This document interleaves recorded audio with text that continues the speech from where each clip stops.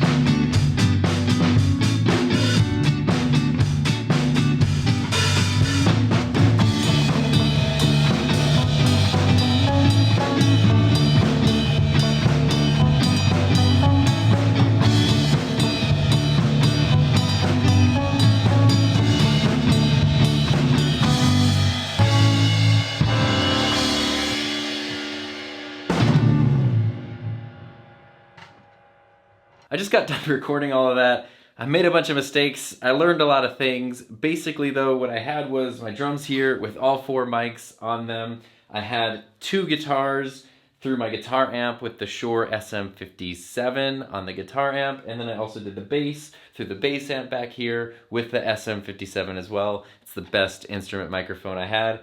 Everything just going straight into the iPad. I didn't record anything on the Rodecaster. Everything just recorded in GarageBand. One thing I learned though was that I had made a mistake in how I was monitoring everything. And so originally I was using the USB channel here, and it worked great when I did the drums as the first track, but it did not work very well when I did the other instruments because the USB channel was getting picked up in the other one. So I had a track with guitar and drums.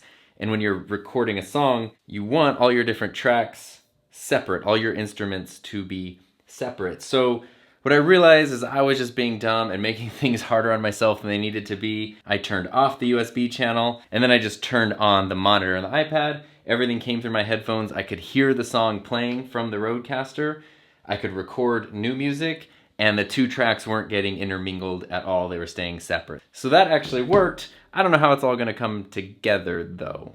To be totally honest with you, I have no idea if this was helpful. I don't really know what we learned today, but it was pretty fun to do it.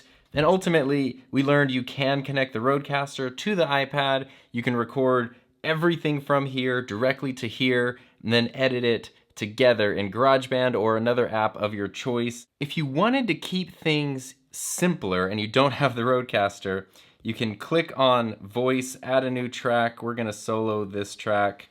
I do have my Yeti USB microphone, which is just such a terrific microphone, especially for about $100. I mean, these are super popular. They've been around forever.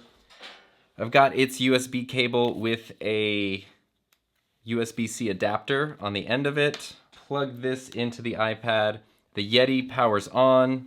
And now if I hit record, I can just talk into the Yeti, record directly into the iPad. So this could be a potentially much simpler, more budget-friendly option if you just want to do a podcast with your iPad. But in the end, this is really just one more reason why the Rodecaster is such a fun tool, designed for podcasting, but totally usable, especially in more capable hands than mine in a music or a studio environment, and that is pretty darn awesome.